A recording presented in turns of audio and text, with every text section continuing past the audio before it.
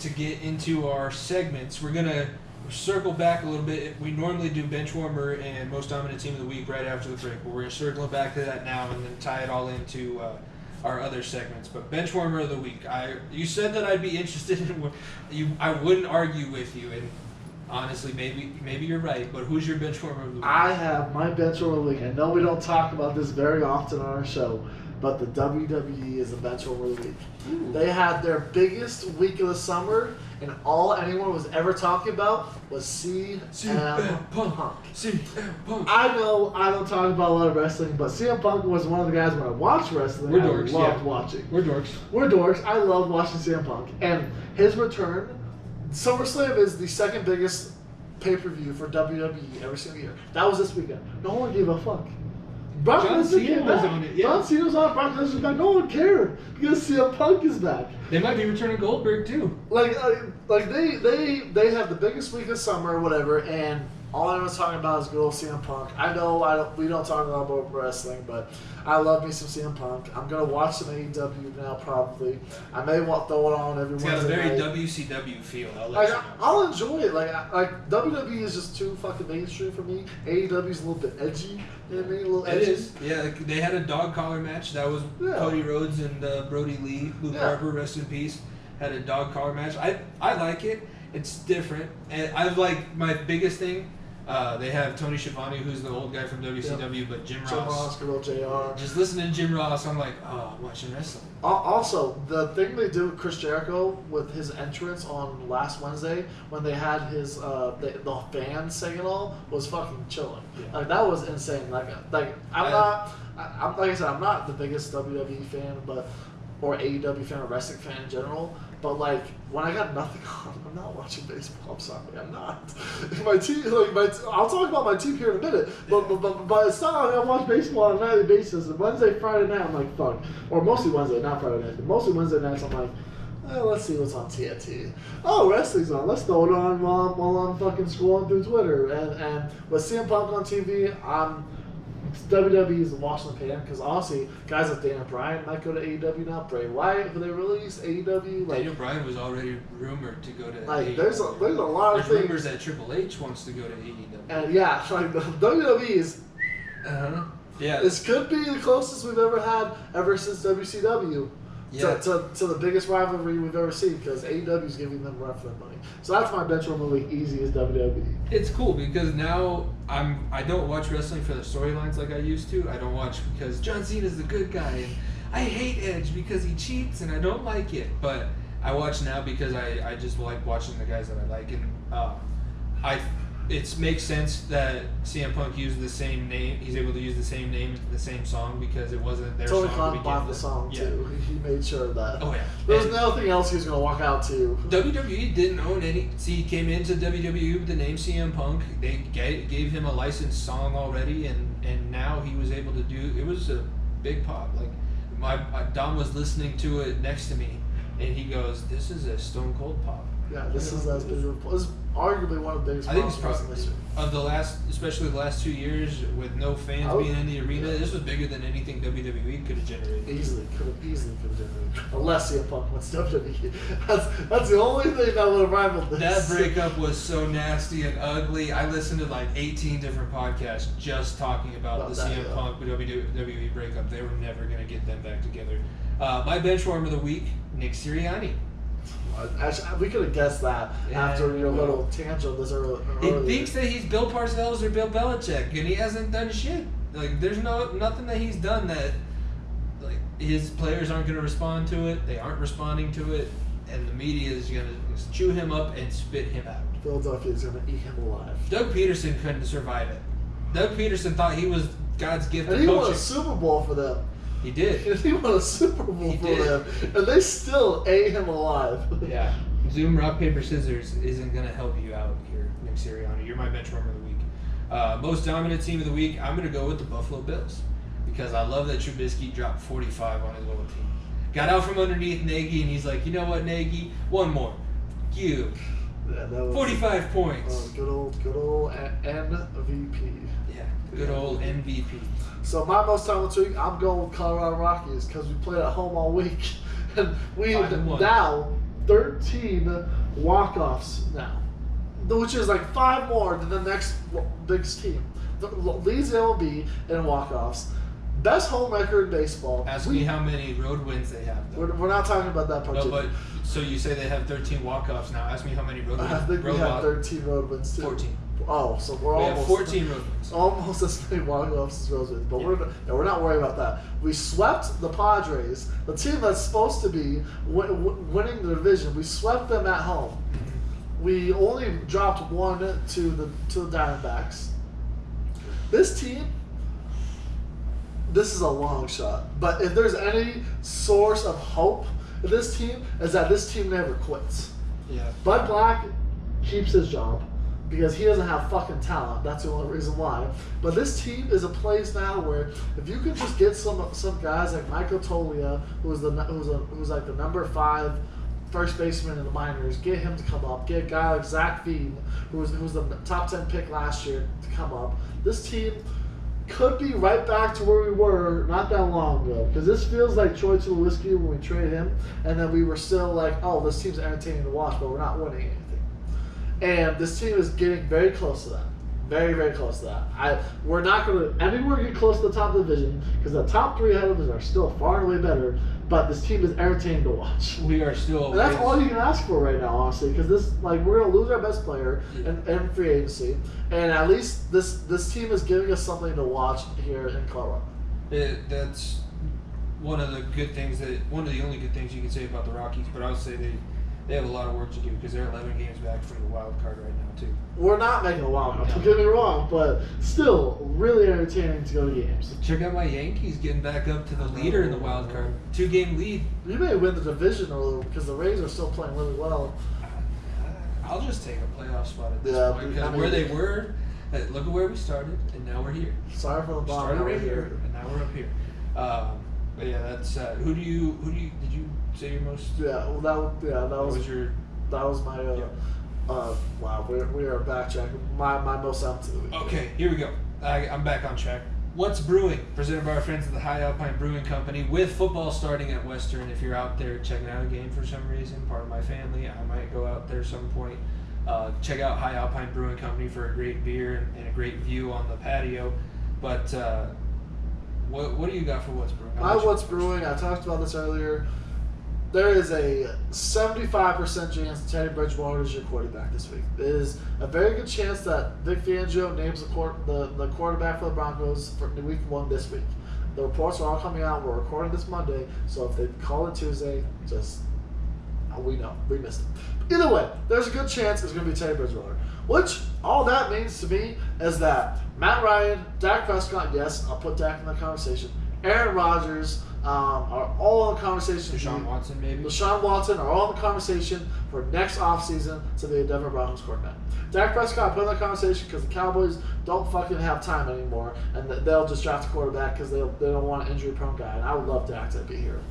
He was supposed to be here. He was supposed to be here. Don't remind me of the fucking pirate.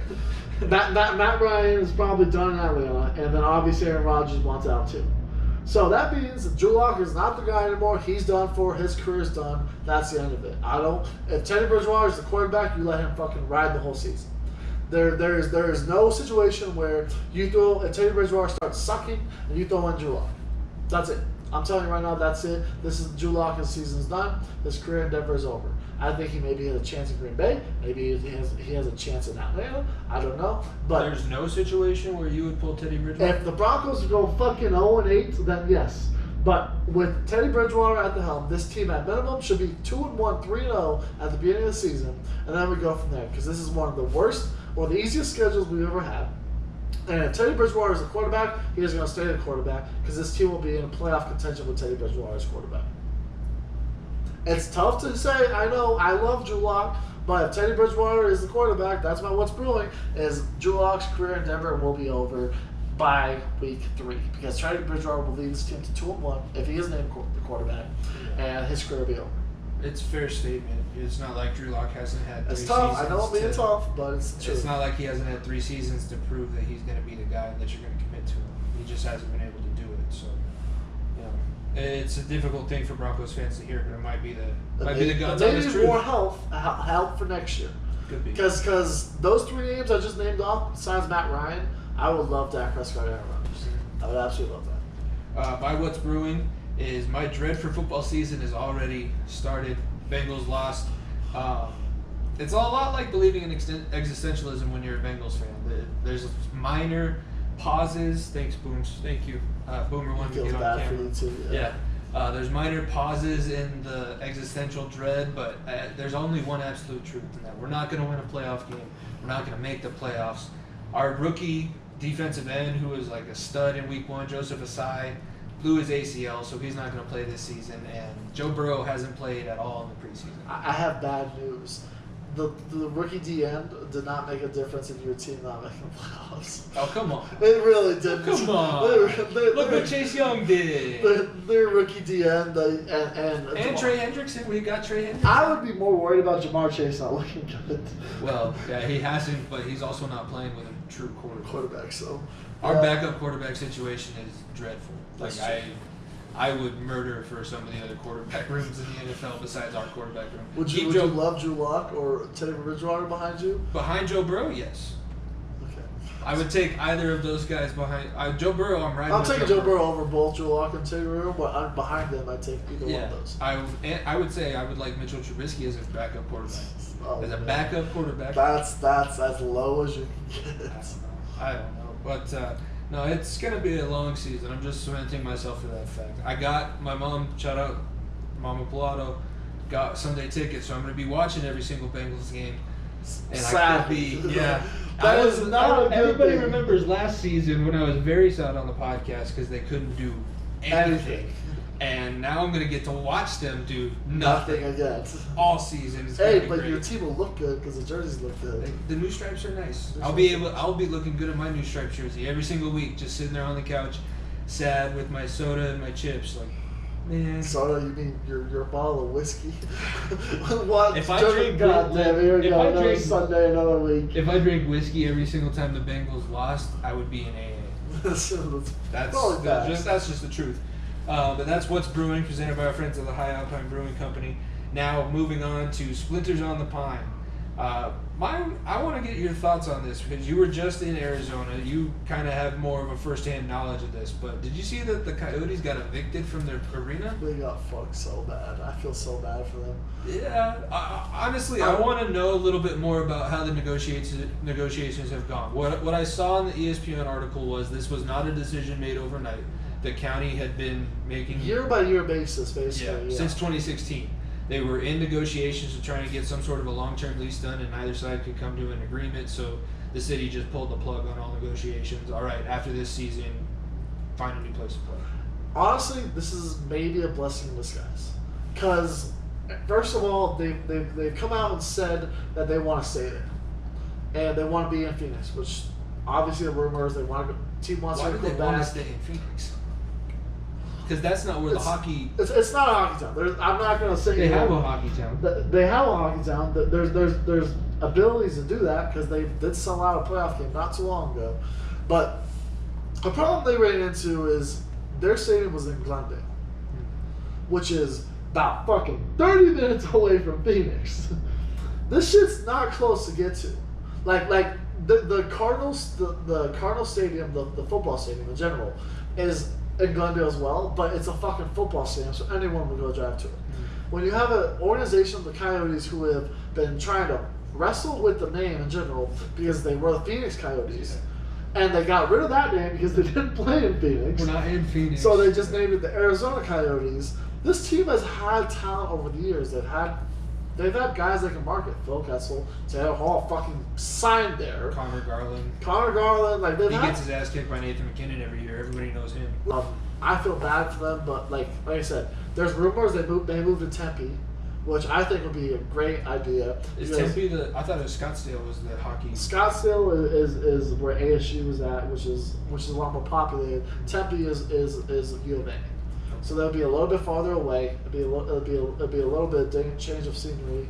Actually, no. Tucson is where U of A is. Yeah. Tempe is not much farther away, but it is a highly populated area. If they were to go to Scottsdale, they would have to build a whole new arena. That's the only thing. I think there may be the minor league hockey team plays in Tempe, so they may move to that, I guess, which may be worse. Yeah, so I don't know. I've never seen a county just be like, yeah, no, we don't want to. We're not even gonna negotiate anything. I just feel more bad because it was they had office space, residency in there. Like they have to move everything. They have to look for completely new. That means there's so many of my friends almost and guys that I knew in the sports business world that work for the Coyotes are now going to be either A, searching for jobs, or B, completely moving to a new city. Yeah. Which is just a nightmare. Obviously, this happens with everywhere. We saw it with the Supersonics. That was the last thing that happened to Seattle. Is there any chance that the Coyotes get moved out of Arizona? I think there is. I would like to say no because Canada has some spots. Like, they want to go back to Quebec. There's no doubt about that. You could go to, I think they want another back east team also almost too. Yeah. You could see a team go like that. Maybe give another team to LA. I don't know.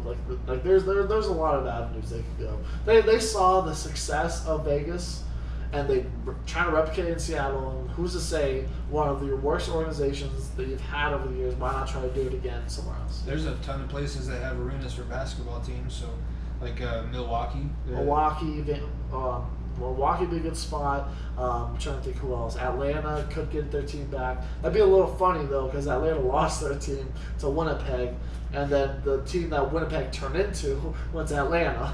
Because Winnipeg turned into the Yotes. I'm pretty sure. Hockey is the biggest game of musical chairs that you'll ever. It really is. It's incredible because then Montreal, like Quebec, is split down the middle back in the 70s, where like the Forum was. I believe the Forum was the Nordiques, and then the Coliseum or something else was the Canadians. Yeah. And if I'm screwing that up, or if I have that backwards, sorry. We don't talk about Canada very often. Je ne sais quoi. I don't know. I'm not French Canadian. What's your Splinters on the Pine? My Splinters on the Pine. Look, I'm a nerd, so I love trading cards, and there was some huge news that people aren't really talking about. Topps, which has been the baseball partner for 75 years. Yes, 75 years. Topps has been the owner of baseball trading cards for the MLB. They gave that up to Fanatics. Weird enough. Oh wait, no, it goes further than that. Fanatics also then bought the NBA right. Panini no longer owns the rights to the NBA cards. Isn't that massive? Monopolies? I know, it's Monopoly, but it's massive news because that means Fanatics, I don't even think they have cards. Yes, they used to be our partner or whatever. But, so I don't like that deal for that matter.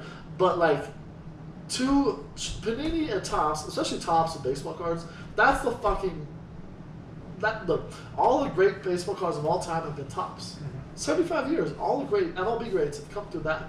And now completely we saw all of them at the Hall of Fame. Yeah, like that's it's crazy that they're doing this, and I understand giving up some rights, but completely giving up your whole licensing to MLB in general and having it be the Fanatics thing, which has never sold cars in general. Yeah, it's just wild to me. And honestly, it's going to stock up the price for trading cards. Because now cars that we own, that rookie cards for Topps or Panini for NBA or MLB cards, is going to be a lot more because there's going to be so much more rare. So that's where it's just going to be very interesting. I don't like it because it's just going to be very weird in my opinion. And we're getting so far away from trading cards. Fanatics is going to sell fucking digital cards. Like, don't get me wrong, the NBA, I don't know what the cards are, but. No, they have like you can buy and sell like plays, like virtual plays. I think it's NFT. Is the acronym. I can't think of the name, but whatever it is, and I try and listen to it on podcasts, but I don't understand. Yeah, I don't understand it. Trading cards still have a place in people like memorabilia. That's trading cards, like especially baseball. It's just so wild to me that the 75th anniversary too. They said, fuck you, Topps. Your 75th anniversary. We're moving on. Yeah. How wild is that? It's like a mob takeover. You're going to take this package of money, and we're going to have this. You don't own this anymore. You don't own this anymore. You're not going to come back here on Monday. Consider this severance. When something like that happens, I think the worst part about it is it's never done correctly or as up to the same standard as the company that did it before. Yeah, when it's it gonna shifts be, to the major distributor, it'll be a generic version instead of having the specifics and Yeah. the special places the cards have. and the different types of cards that you would get. Like if it was an MVP card, you would know that it was an MVP card or Because it somebody's looked this rookie way, card. yeah. Like they made it a big deal, and now I think it'll just be, look at this picture. Download this picture. Give me 5 cents. I hope they don't do that way. I'm just praying that they don't do it because I have I don't have a massive collection, but I have a decent collection. I love looking at cards. There's something about having a card, Yeah, like putting it in your little sleeve and putting it in a Yeah. folder. Yeah, Like- we used to have one too. Oh, man, I'm just hoping it doesn't go there. That's all I'm hoping for. All right, let's. We're gonna transition now